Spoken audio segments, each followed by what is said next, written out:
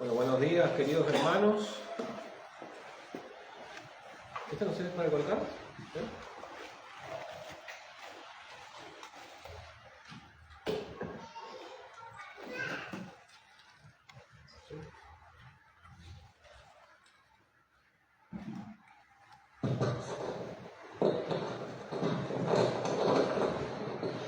Yo les invito, hermanos, a buscar en su Biblia Daniel capítulo 4.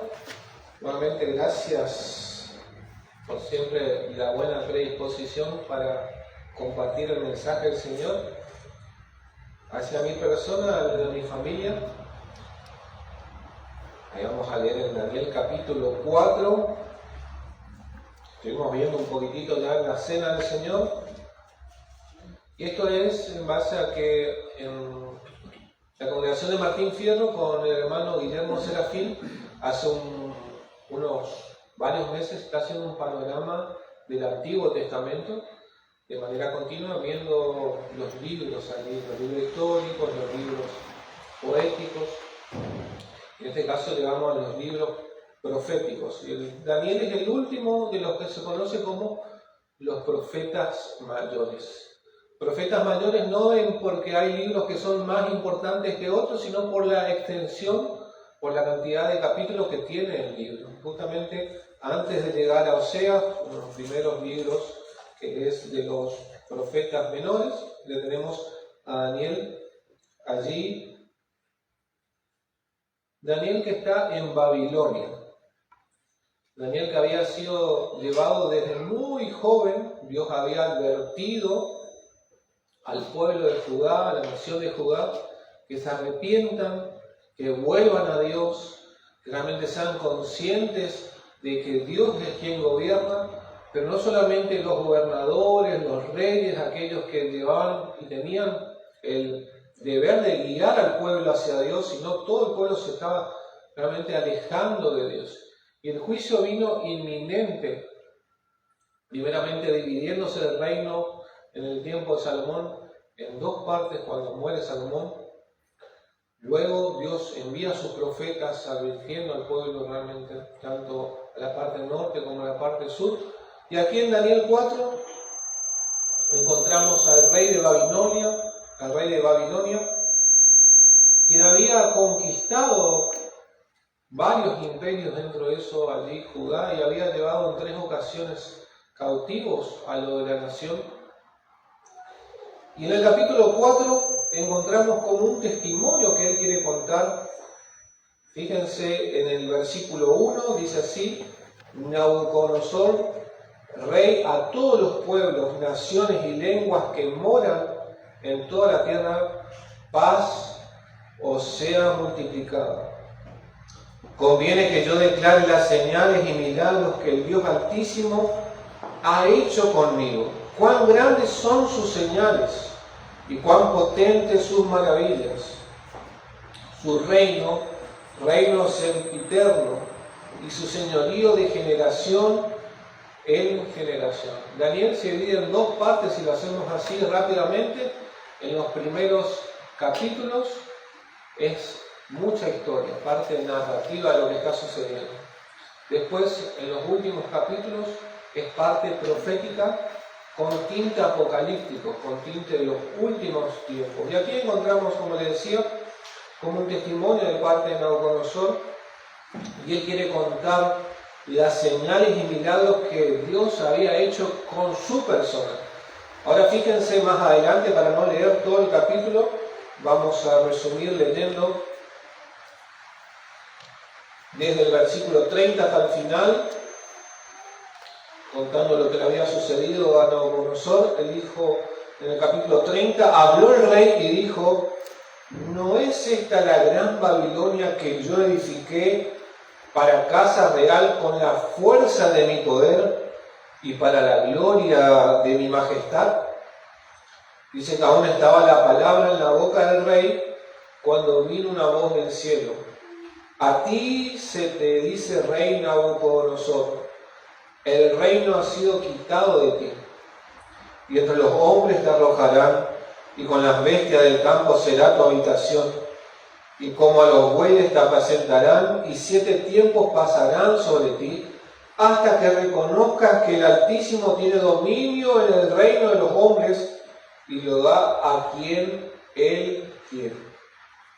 Continúa el relato diciéndonos que en la misma hora se cumplió la palabra sobre Nabucodonosor y fue echado entre los hombres y comía hierba de los bueyes y su cuerpo se mojaba con el rocío del cielo hasta que su pelo creció como plumas de águila y sus uñas como la de las aves. Mas al fin del tiempo, yo, Nabucodonosor, alcé mis ojos al cielo y mi razón me fue de vuelta. Y bendije al Altísimo y alabé y glorifiqué al que vive para siempre, cuyo dominio es sempiterno y su reino por todas las edades. Todos los habitantes de la tierra son considerados como nada, y Él hace según su voluntad en el ejército del cielo y en los habitantes de la tierra. Y no hay quien detenga su mano y le diga, ¿qué haces? Y Él dice que en el mismo tiempo mi razón me fue de vuelta y la majestad de mi reino, mi dignidad y mi grandeza volvieron a mí, y mis gobernantes y mis consejeros me buscaron, y fui restablecido en mi reino, y mayor grandeza me fue añadida. Ahora yo, Nabucodonosor, alabo, engrandezco y glorifico al Rey del cielo, porque todas sus obras son verdaderas y sus caminos justos, y Él puede humillar a los que andan con soberbia. Fíjense, yo les animo, hermanos, a leer el capítulo 4, pero fíjense el testimonio de este rey que Dios le había advertido ya en varios tiempos, varias oportunidades. Y el tema que quiero tratar con ustedes, que sobresalta en este capítulo 4 y en el 5, es acerca del orgullo. ¿Pero qué es el orgullo? Porque hay palabras que por ahí tenemos el concepto en la mente, pero es difícil definir así con unas palabras o una oración.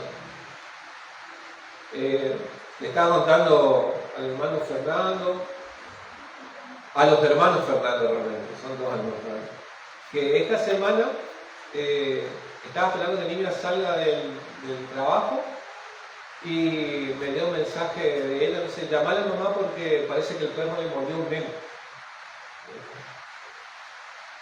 Y yo lo primero que pensé, dije, pero si yo siempre le digo a mi suegra que no le deje al perro salir afuera, si yo estaba ahí, eso no iba a pasar seguro.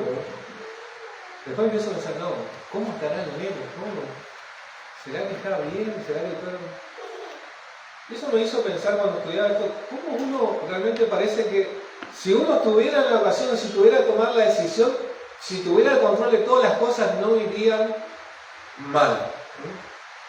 Eso pasa, hermano. Es el orgullo un pecado que cada uno de nosotros lucha diariamente, que nos hace pensar en nosotros mismos o en nuestra dignidad o en qué dirán los demás, y no realmente pensar en el prójimo como el Señor nos dice en su palabra. ¿Sabe que una de las causas de accidentes de tránsito más comunes, tanto en Argentina como en el mundo, es el orgullo? ¿No le ha pasado, hermanos, cuando están manejando, que están por la rotonda y sabés que es prioridad y decís, tienen que frenar que viene del otro lado porque yo tengo prioridad? Allá en Posadas había un reductor de velocidad que en una partecita estaba roto, entonces las motos pasaban por ahí, los autos no llegaban a pasar. Entonces las motos aprovechaban y pasaban, ¿no? Hasta que un día una moto venía del norte y otra moto del sur, y cada uno de los conductores dijeron, no, yo tengo derecho, yo tengo que pasar por ese lugar. Ninguno de ellos se dio, ¿y qué pasó?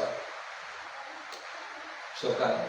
Bueno, de esta manera los accidentes de tránsito, y no solamente los accidentes, los problemas entre personas muchas veces, y la mayoría de las veces ocurren por el orgullo. Y el orgullo justamente es lo que Dios está tratando con este rey, pero el mensaje, como leímos al comienzo, es para todos nosotros, porque conviene no solamente que Nabucodonosor, sino que todos aquellos que hemos conocido a Jesucristo. que hemos realmente conocido el dador de la vida, podamos dar testimonio que la cruz es la muerte del yo, la muerte del orgullo, la muerte donde nosotros dejamos todas nuestras culpas, todo lo que creemos como mérito y miramos a aquel que dio su vida por nosotros. Entonces vemos que Dios ya en el capítulo 2 está tratando con Nabucodonosor. En el capítulo 2, Nabucodonosor tiene un sueño, tiene el sueño con una estatua de diferentes metales, diferentes materiales, de oro, de plata, de bronce, de hierro y de barro. Y el único que puede interpretar el sueño es justamente Daniel. Pero parece que lo que le quedó en la mente a Nabucodonosor, el que era la parte de la cabeza de oro. Eso es lo que más lo tomó como lo importante. Porque Daniel le dice que va a venir una piedra no cortada por mano de hombre y va a destruir y se va a establecer un reino, y este es el reino de Dios. Dios ya estaba trabajando en el corazón de este rey pagano. Pero en el capítulo 3, como leímos en la Santa Cena, vemos que este rey manda a construir una estatua de oro para que los hombres se postren delante de este ídolo que representaba a él. Y Dios nuevamente trata con este rey cuando muestra que él tiene el poder para liberar, y libera a Sadrach, Mesach y Abednego en el horno de fuego, y puede ver a aquel que estaba allí en el horno, y es una manifestación de nuestro Señor Jesucristo. Y él bendice a Dios, pero su corazón aún no reconocía que el cielo gobierna. Y aquí en el capítulo 3 encontramos que este rey tiene visiones, tiene sueños, y el sueño que él tiene es un gran árbol del cual se protegían y alimentaban los diferentes animales hasta que este árbol es cortado y es puesto con cadenas y con rocío, y el único nuevamente que le puede dar la interpretación es Daniel. Ahora, piensen esto, hermano, y esto es para reflexionar, ¿no? ¿Cómo es el orgullo? Porque ya le había pasado a Nabucodonosor que había consultado con sus magos, con sus reyes, con aquellos sabios, y ninguno pudo darle el significado del sueño en el capítulo 2. Es como que consultó cuando una persona está enferma con diferentes médicos, con diferentes profesionales, hasta que encuentran a aquel que realmente le pega en lo justo. Pero pasa el tiempo, algunos dicen que pasan 15, 20, varios años, y vuelve a tener estas visiones y sueños. Ahora, ¿por qué Nabucodonosor no acude inmediatamente a Daniel y le pide que él sea quien interprete el sueño? Bueno, puede ser, un hermano dice que quiso darle otras oportunidades a lo de su propio pueblo, o quizá aquellos magos que adoraban a sus dioses. Bueno, recordemos que Daniel era aquel que era fiel y propuso en su corazón ser fiel a Jehová, ser fiel a Dios. Pero Nabucodonosor prueba de todo hasta que se acuerda de Belsasar. Y este nombre lo había puesto a Daniel. Y Daniel le interpreta el sueño y le hace ver que Nabucodonosor era un pecador, al igual que todos los hombres. Pero la posición que él tenía le había llevado a tomar decisiones y tener una grandeza que venía de parte de Dios, pero él no estaba reconociendo que aquel que reina y establece los reinos, los reyes, las naciones, era Dios mismo. Y Nabucodonosor, siendo advertido en varias oportunidades, ya desde el capítulo 2 y más en este capítulo 4, llega el tiempo, vemos en el versículo 30, que él dice: no es esta la gran Babilonia que yo edifiqué para casa real por mi fuerza y mi poder, y no para la gloria de Dios, sino para la gloria de mi majestad. Él, ajeno a reconocer a Dios, él podía ver todos sus jardines, toda la construcción, toda la grandeza. Y dice, esto yo lo logré, esto yo lo construí, nadie me ayudó, ni siquiera mis padres. Fue por mi sabiduría, mi astucia, mi grandeza, y esto es para mi majestad. Pero leamos en cuanto a la soberbia, ¿qué nos advierte la Escritura? Proverbios. Vamos a Proverbios.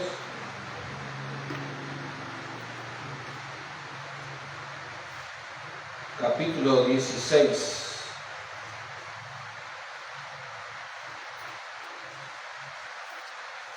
Proverbios 16, 18.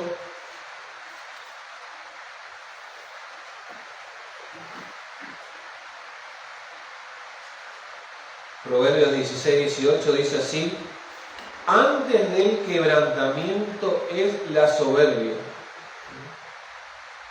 y antes de la caída la altivez de espíritu. Dice, mejor es humillar el espíritu que los humildes, que repartir despojos con los soberbios. Pero me centro, hermano, aquí, ¿no? Era lo que le estaba sucediendo y lo que le sucedió a Nabucodonosor. Antes de la caída estaba la altivez de espíritu. Aquí encontramos una de las definiciones. ¿Qué es el orgullo? El orgullo es la altivez. Es mirarnos a nosotros y colocar a todo lo demás, incluso a Dios mismo, por debajo. Es no reconocer a Dios en nuestros caminos. Es pensar en uno mismo. Pero yo le doy este ejemplo, hermanos, lo que me pasó esta semana, ¿no? ¿Cómo rápido el corazón del hombre es orgulloso y uno empieza a pensar que si tuviera el control, si uno estuviera ahí, o qué dirán los demás, antes de pensar principalmente en Dios y decirle, Señor, en tus manos realmente está esta situación, o qué pasó con este niño, los accidentes de tránsito cuando manejamos. Podemos pensar en otros tipos de pecados realmente en la mentira, el engaño, el robo. El orgullo siempre está en medio en cuanto al pecado del hombre. Ya en el principio, cuando Adán y Eva pecaron en contra de Dios y desobedecieron el mandato del árbol, del fruto que no debían comer, el orgullo estuvo presente. Nos dice la Escritura acerca de Satanás que aquel querubín protector era perfecto en todos sus caminos hasta que se halló maldad en él. Y él quiso establecer su trono, su dominio, su reino junto al de Dios. Ahora, hermanos, nosotros no somos un querubín protector, estamos lejos de eso, ¿no? Tampoco tenemos el reino de Babilonia ni otro reino bajo nuestro imperio. Pero muchas veces nuestro corazón y nuestro yo se elige para decir, yo soy quien gobierna, yo soy quien tengo la potestad. Y empezamos a usar excusas de nuestro propio orgullo para tomar decisiones o cometer actos realmente en los cuales no está Dios presente. Pero recordemos esto antes, que la caída está la altivez de los ojos. Proverbios también nos dice, fíjense que 6 cosas aborrece Jehová y aún 7 abomina su alma. ¿Y cuál es la que encabeza toda esa lista? Los ojos altivos. Los ojos altivos. Y ahí comienza la escritora a enumerar otros pecados realmente los cuales tenemos que tener en cuenta, pero los ojos altivos, la soberbia, siempre es la raíz donde se desprenden otros males. Volvamos a Daniel capítulo 4 y fíjense en el capítulo 30 donde leímos, donde se manifiesta el orgullo de Nabucodonosor, pero antes veamos allí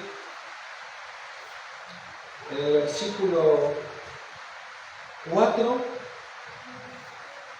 cómo estaba Nabucodonosor antes de tener estas visiones. Él dice que estaba tranquilo en su casa, floreciente en mi palacio. Parecía que no tenía ningún problema, ¿no? Todo estaba de 10.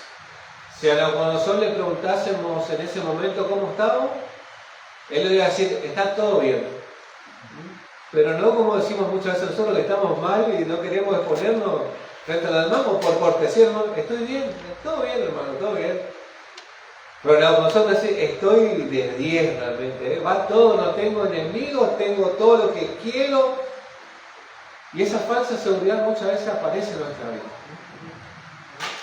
No porque es bueno que nos vaya bien, que tengamos lo necesario, más de lo necesario, pero ese pensamiento de que las cosas están tranquilas, que tenemos el poder y miramos el futuro como que seguirá de esa manera, nos hace olvidar muchas veces que nuestras vidas están en las manos de Dios. Cuando tenemos planes, cuando pensamos en lo que vamos a hacer más adelante. Y esa falsa seguridad nos lleva a olvidar que el cielo es quien gobierna, a Dios está en su trono, ¿no? Es similar hoy en día, hermanos. No estoy hablando solamente de nosotros como cristianos, sino cómo vive el mundo, ¿no? El mundo busca esta seguridad. Busca seguridad en lo económico, en el trabajo, en sus compañeros, compañeras, y lejos están realmente de reconocer que un día se tendrán que presentar delante de Dios y rendir cuentas por sus palabras, por sus decisiones, por sus hechos.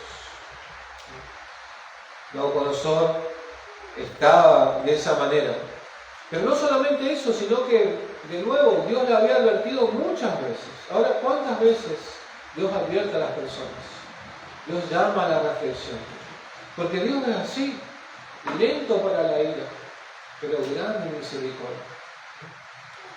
Pero llega el momento y Dios trata con cada persona de manera particular, en el cual Él tiene que obrar de una manera quizás drástica para que esa alma se doblegue y reconozca que su vida está en las manos de Dios. Y eso sucedió con Nabucodonosor. Y eso quiero ver cuando Dios humilla para salvación. Dios tiene un propósito con el hombre. No es el hecho de agarrar y permitir que muchas veces sucedan las cosas para dejarlo tirado, sino sobre todas las cosas para enaltecernos a la persona de Jesucristo. Fíjense en el versículo 31. Versículo 31. Que aún estaba la palabra en la boca del rey cuando vino una voz del cielo y le dice: el reino ha sido quitado de ti. Y ahí Nabucodonosor es quebrantado por parte de Dios y su trono es quitado. Todo el respeto que él tenía, toda la grandeza es quitada. Y no es hecho como uno de los comunes de los hombres, sino que es hecho como una bestia, como un animal. Dice que comía la hierba de los bueyes. Su cuerpo se mojaba con rocío. Su pelo se creció como plumas de águila, sus uñas como las aves. Es quitado su trono, su dignidad, es quitada su razón. Pero Nabucodonosor ya era como una de las bestias antes de que esto sucediera. Si nosotros vamos al capítulo 7, interesante capítulo, ahí es Daniel que tiene una visión y él ve los reinos como aquellas bestias, ¿no? Él ve un leopardo, él ve un oso, él ve una bestia tremenda, una cuarta bestia, la cual era realmente totalmente diferente a los demás, terrible en gran manera. Y Dios está mostrando cómo son los reyes, cómo son los reinos cuando se olvidan de Dios. Son como bestias, aquellos animales que en el principio Dios puso para que el hombre señoreara sobre todos los animales del cielo, del campo. Cuando el hombre sale de él, cuando se olvida de Dios, el hombre se transforma en esta clase de persona. Nabucodonosor, antes de perder la cordura, antes de perder su poder, ya Dios le veía de esta manera como una vez. Ahora no, Dios ve al hombre de esta manera. Dice que cada cual se apartó por su camino. Porque habiendo conocido a Dios, no le dieron las gracias, sino que se hicieron imágenes conforme a reptiles, animales que se arrastran, aves del cielo, conforme a ellos mismos. Se olvidan de su Creador, se olvidan del dador de la vida, y su corazón es llevado realmente a la inmundicia y a tomar decisiones y a vivir vidas realmente las cuales se lastiman a ellos mismos.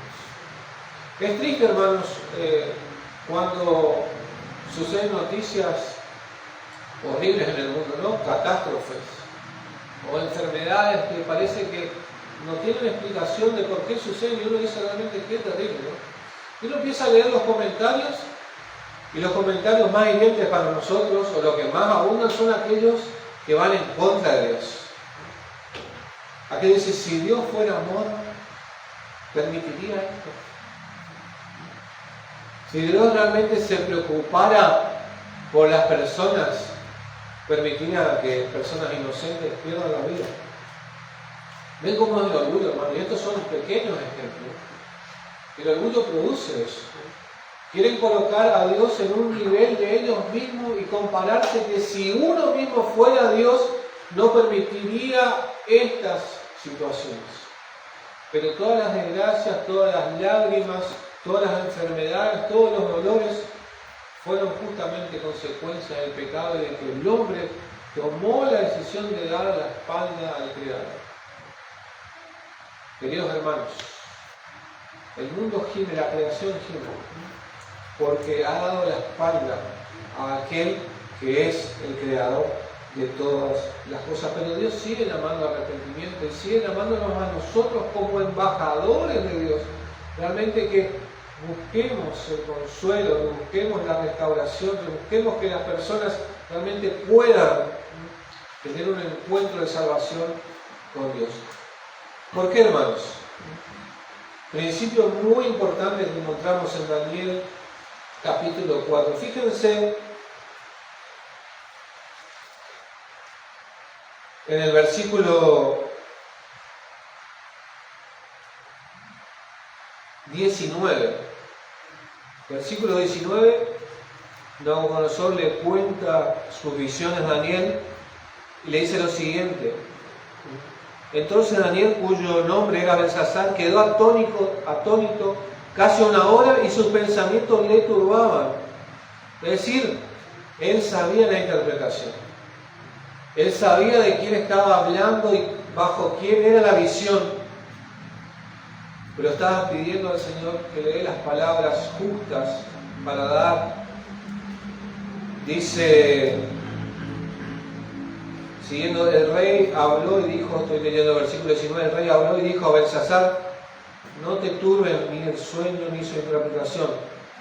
Entonces Daniel, Belsasar respondió y dijo, Señor mío, el sueño sea para tus enemigos y su interpretación para los que mal te quieren.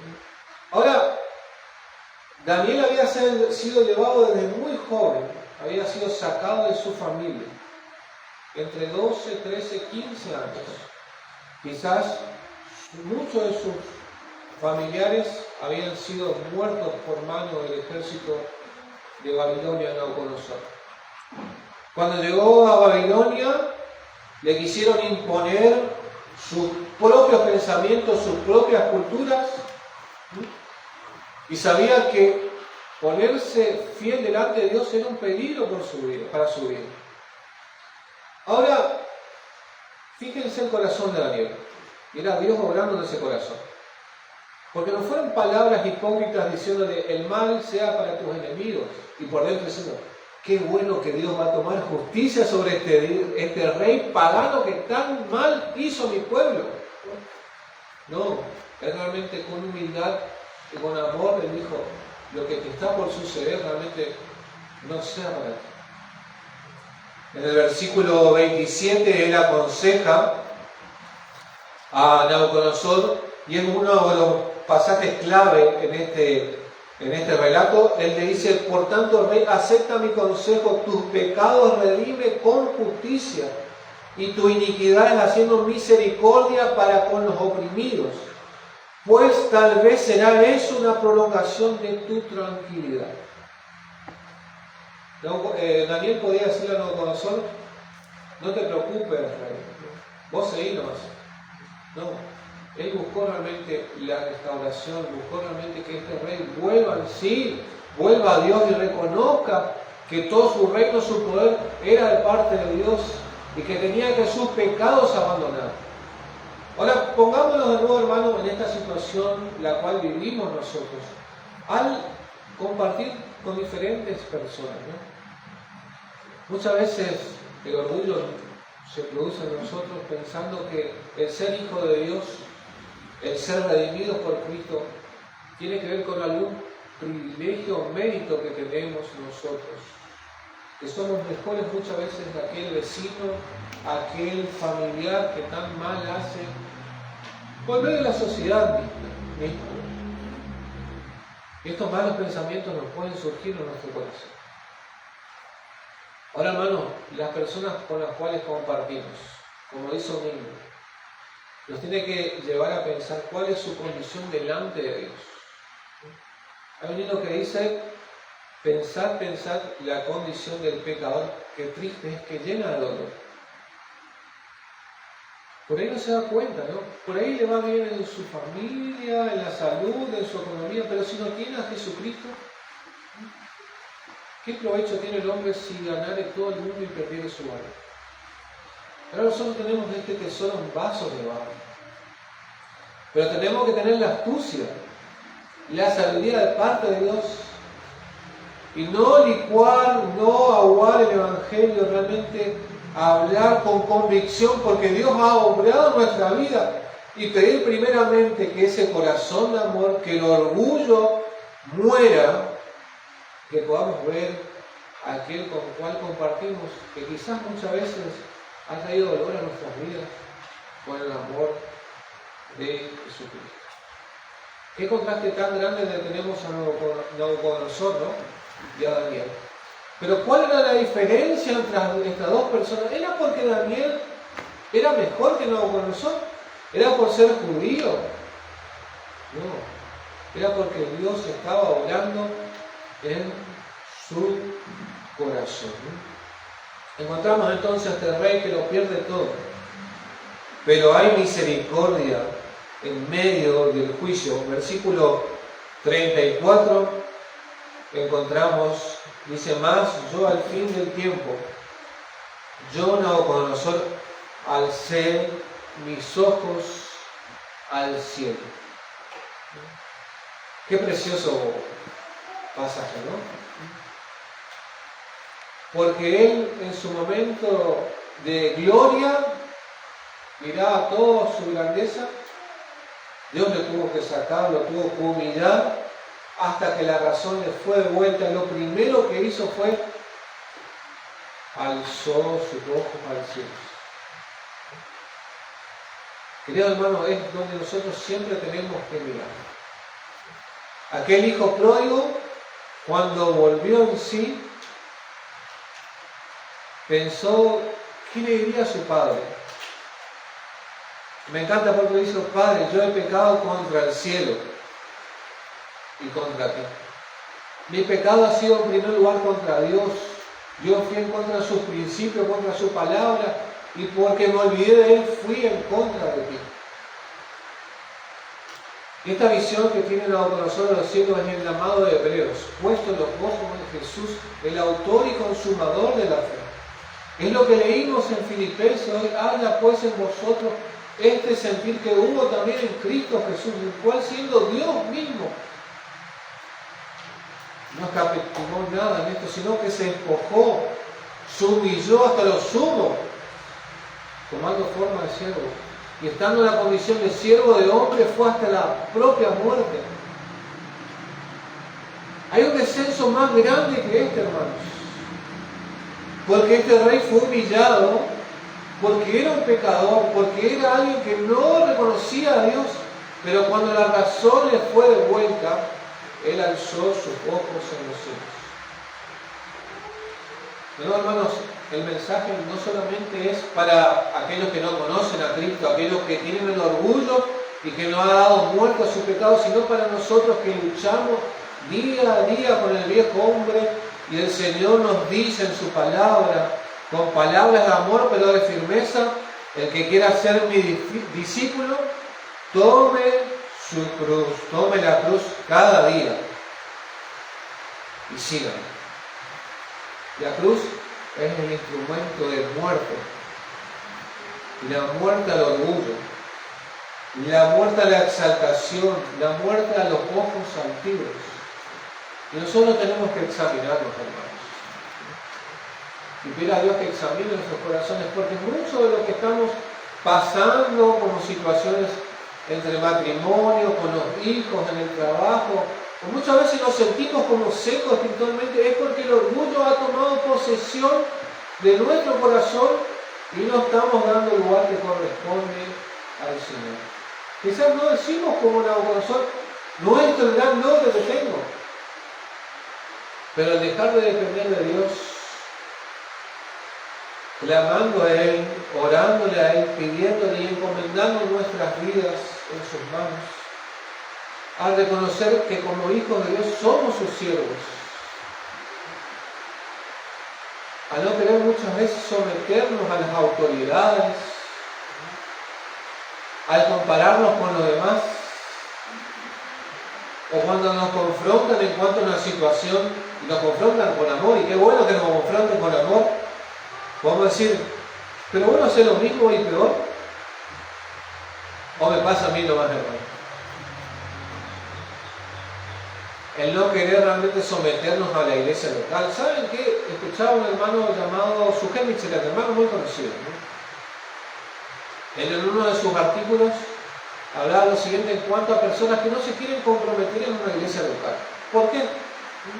Bueno, puede haber múltiples factores, pero una de las causas más tremendas es el orgullo. Porque cuando nosotros somos miembros de una congregación local, nos sometemos bajo la autoridad de la iglesia, y no estoy hablando solamente de los pastores, los ancianos, sino que cada uno de nosotros se somete bajo la autoridad de la palabra. Ahora fíjense, Mateo, el Señor nos deja unas instrucciones muy importantes, porque Él dice: donde están 2 o 3 reunidos en mi nombre, allí yo estoy. Y es cierto, cuando nos congregamos en una reunión de oración, una reunión de predicación, Dios está presente, el Señor Jesús está presente, pero el contexto ahí bajo el tratamiento de una ofensa o de un pecado. Cuando un hermano tiene algo en contra mía, me ha ofendido, ¿qué es lo que tenemos que hacer? Bueno, el primer paso que nos muestra la Escritura es ir a hablar con el hermano, primeramente habiendo orado, considerándose a uno mismo, buscando realmente la restauración, la comunión, y tratar de solucionar ese conflicto, ¿no? No solamente si me ha ofendido a mí, si ha ofendido a la iglesia, si ha cometido algún pecado, es ir a hablarlo a solas. Dice la Escritura que cuando sucede esta cosa y el hermano no recapacita, no vuelve en sí, ¿qué hay que hacer? Hay que llamar a 2 o 3 testigos, tratar esa situación, y si este hermano recapacita, gloria a Dios. Pero si no se soluciona en esa instancia, hay que comentar a qué. A toda la iglesia. Ahora, ¿a qué iglesia hay que comentar? ¿A la iglesia Martín Fierro? ¿A la iglesia que se maneja por Facebook? ¿O a la iglesia en este caso de Sujel Michelet? No, es la iglesia donde este hermano permanece, donde ha reconocido que quiere pertenecer, servir, desarrollar sus dones y también ser tratado su situación. Porque hermanos, entre nosotros como cristianos, el Señor ha dejado estos mandamientos para que se trate el pecado, se trate el orgullo. Va a haber disensiones, va a haber problemas que tienen que ser prontamente tratados. Pero muchos no se quieren. Realmente vienen al culto, vienen a las reuniones, pero no toman esa decisión firme: yo quiero realmente someternos a la iglesia. porque no quieren ser confrontados bajo su situación o correr riesgos. Pero si el Señor ha mostrado en su palabra principios claros, los cuales nos llevan a vivir en armonía y dar gloria al Señor, tenemos que realmente sujetarnos a Él.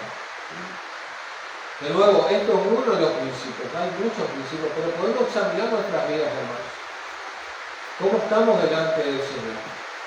Luego, la falta de oración, la falta de perseverar en la comunión, el buscar como en familia realmente la presencia de Dios, hace que el orgullo crezca en nosotros.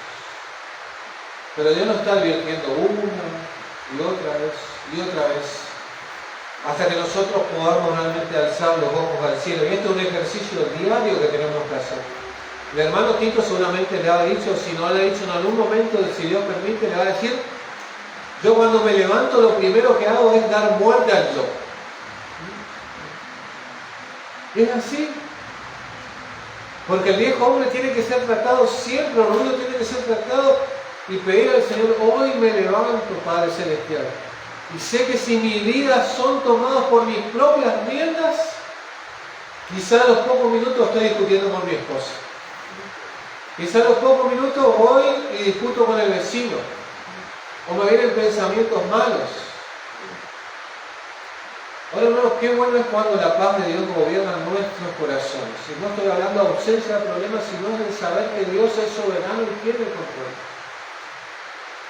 ¿Qué diferencia marca realmente la vida de un creyente en el cual se nota el amor de Dios y la sujeción de parte de Dios?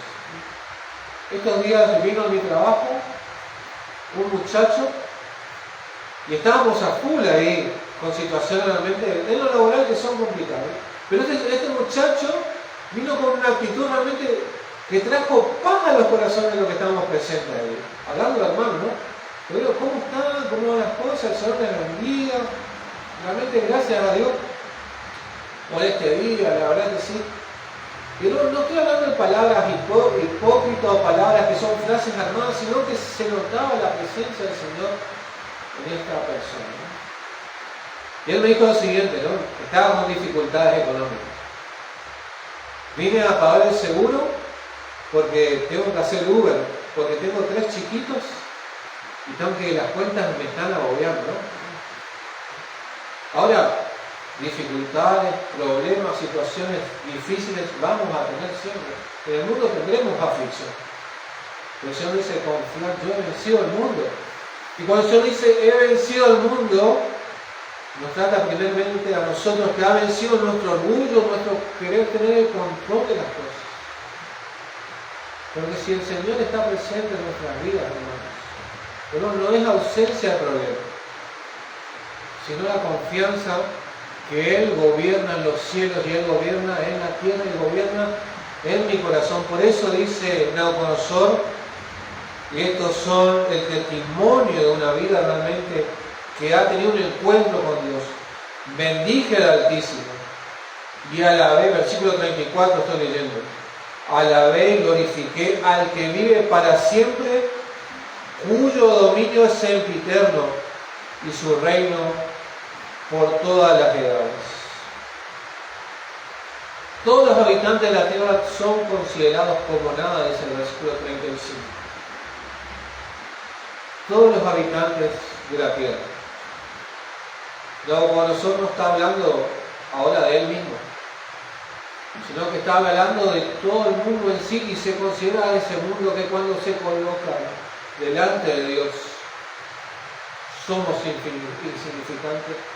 Y nuestros problemas, nuestras dificultades, comparado a lo poderoso que Él es Dios, nuestro pequeño reino no vale nada. Pero gloria a Dios que la teología correcta y el conocimiento correcto nos lleva a ver que Dios de tal manera nos amó, hermanos, siendo tan insignificantes como bestias, que dio a su Hijo Jesucristo, para que nosotros tengamos realmente la seguridad y la confianza que Él está gobernando nuestros corazones y que todas nuestras iniquidades, todo nuestro orgullo han sido limpiados por la sangre del Salvador y del único Salvador. Y el consejo que le dio Daniel a Nabucodonosor: acepta mi consejo, tus pecados redime con justicia. Nuestros pecados han sido redimidos, han sido quitados, han sido limpiados por la obra de aquel Rey eterno que descendió de sus glorias para llevar sobre él mismo nuestra maldición. Queridos hermanos, como dice Tito, pero como nos muestra la palabra, muéstralo vos con Jesús, el autor y consumador de la fe, el cual por el gozo puesto delante de sí sufrió la cruz, menospreciando lo peor. Nabucodonosor descendió hasta lo más bajo quizás que un hombre pueda descender en su locura. Dios lo humilló, pero con un propósito. Ahora, lo más glorioso que hizo Dios es enviar a su Hijo, que por voluntad propia descendió hasta lo más bajo para hallarnos a nosotros. El cielo gobierna, hermanos. Nosotros gobernamos por nuestro Señor Jesucristo. Y lejos de nosotros gloriarnos, como dice Pablo, sino en la cruz de nuestro Señor Jesucristo. A Él sea la gloria, hermanos. Gracias por este tiempo que hemos compartido sus palabras. Dios es misericordioso y nos ha hablado nuevamente de Él, su poder y su amor. Padre Celestial, te damos las gracias por este tiempo que podemos compartir y esta historia en la cual encontramos de este Rey, en el cual tú trataste con amor, pero con juicio, tu juicio que es justo. Y tú, Padre Celestial, que eres un Dios de oportunidades, también has obrado en cada uno de tus hijos, para que al abandonar nuestros méritos y al ver a la persona de Cristo y su sacrificio hecho en la cruz y ver el perdón que tú otorgas mediante su obra, pudimos alcanzar salvación. Padre Celestial, pero reconocemos que en nosotros hay orgullo, hay altivez, que tienen que ser tratados, no con consejos solamente, sino con el poder de tu palabra y tu Espíritu en nuestros corazones, para que cada decisión, para que cada palabra, para que cada situación que enfrentamos, Señor, muchas veces difíciles, que tocan nuestro corazón, esté gobernando el Salvador, para que podamos ver al cielo y ver a aquel que quiso nuestras almas redimir. Guarda nuestros labios, danos este corazón de amor para realmente, no solamente pensar la condición de aquellos que no te conocen, sino con que el Evangelio, con palabras claras, pero también con empatía y misericordia, podamos presentar al Salvador. Que haya este sentir también que hubo en Cristo Jesús en nosotros. Que nos humillemos bajo tu poderosa mano, para que tú nos exaltes, para tu gloria, para tu majestad, y para que sepamos que todo lo bueno, que todo lo que vivimos, y aún las circunstancias que nos duelen, son bajo tu mano soberana y que darán el fruto que te dará la gloria a su tiempo. Te doy las gracias por mis hermanos que están presentes el día de hoy, gracias por aquellos que pudieron viajar también, que están celebrando de un aniversario más en Capitán Miranda. Bendice a nuestros hermanos que están compartiendo en ese lugar, a nuestros hermanos que están ausentes por enfermedad, a aquellos que están débiles espiritualmente. Oramos, Señor, por nuestras vidas, pidiéndote que nos guardes en el nombre de Cristo Jesús. Amén. Gracias, queridos hermanos.